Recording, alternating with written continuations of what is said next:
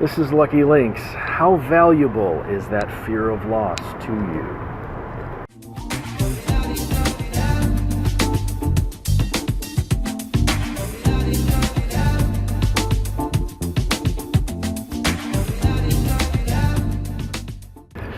Hi, good afternoon. This is Lucky Links. So,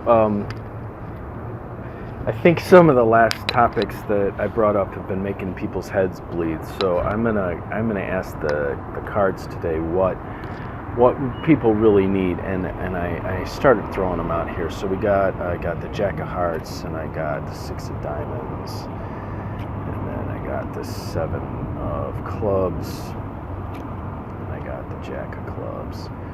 All right, so I'm going to build the video around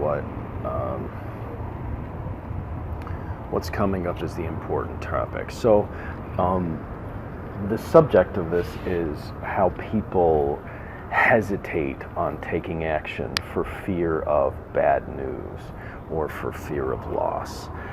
So we're actually talking about something that probably keeps psychics in business. Is it going to work out? And I guess that's probably one of the reasons why I started learning to read. It's like, well, what's the most appropriate course of action? How can I take action? Or what's keeping me? How do I hesitate for fear of bad news?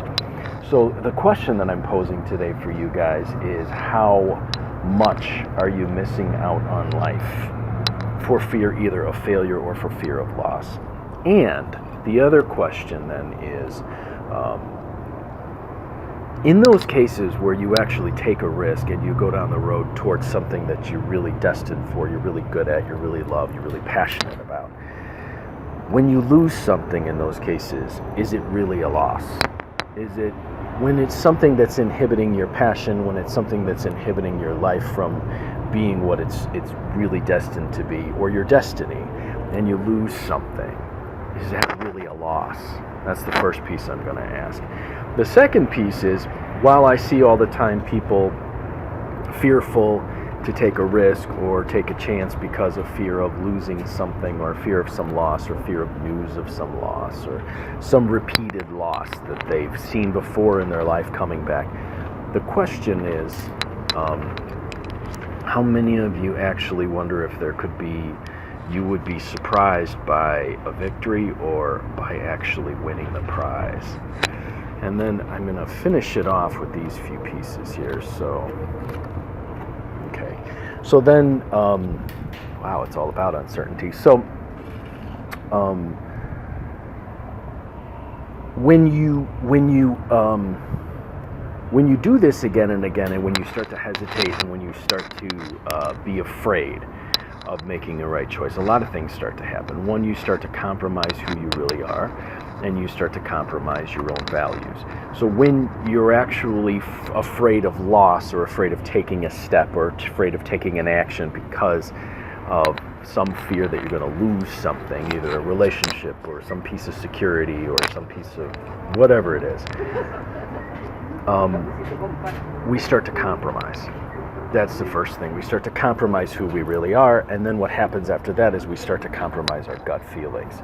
So what happens then is that we start to install something in our lives that actually works against us. So people are always talking about these days living their true authentic self, or living their authentic truth, or whatever. And I see these people compromising constantly. They know that they should try something that isn't popular, or they know they should try something that everyone tells them not to try, and yet they go down that road, and what happens is they start to doubt their own intuition, they start to doubt their own, and become suspicious of their own gut feelings. What happens then is a great deal of something replaces the soul at that point, that is hungry, that cannot be satisfied, that is always afraid, and that never can be fulfilled. There's never enough. So the most interesting thing about all of this that I find in my work, when I see people doing this is that the very fear of loss that runs their life in the end becomes the thing that gobbles their soul up and makes them believe that there is never enough. So then it's not just about the fear of loss. There may be some kind of victory, or there may be something they have, but there's never enough of it. So then it's a case of, well, I'm afraid I'm going to lose money. Well, I've got some money, but I actually need more. Now I'm afraid that I don't have enough. Or I have this relationship and there's love in it, but it's not enough love. I need to have more love. I need to be constantly reassured. Or they go down this road where they're afraid to actually lose a job because they don't want to go down the road towards what they're really good at. And then the job turns on them, and then they become uncertain, and then the job is not enough. They lose hours. They are doing work that they don't like. They are constantly worried that they're going to lose their job because it turns out that the company is cutting back, or the company puts restrictions on. And I see this every day when I do readings for people. So I'm going to end this video with this idea, this loss, this fear of loss. How much do you treasure it? Do you treasure it enough to give your soul for it?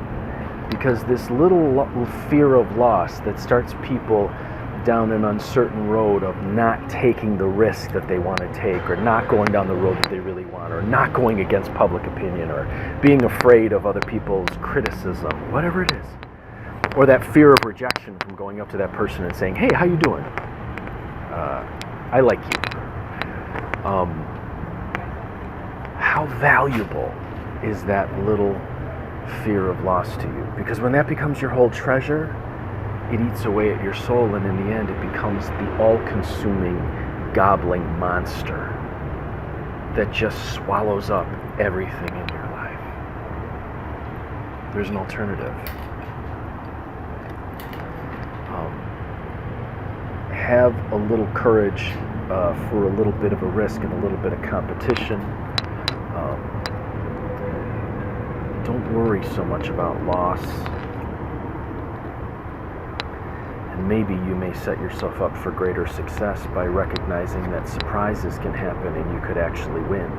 What happens if you actually win the thing that you were so afraid that you're going to lose? And what if, let me say this again, what if that thing that you're losing when you do lose really isn't as valuable as you thought it was anyway? I'm Lucky Links, as always, wishing you success and good fortune in all that you do. And if you would like to schedule a reading with me, 779-302-8009 or conjurehope@gmail.com.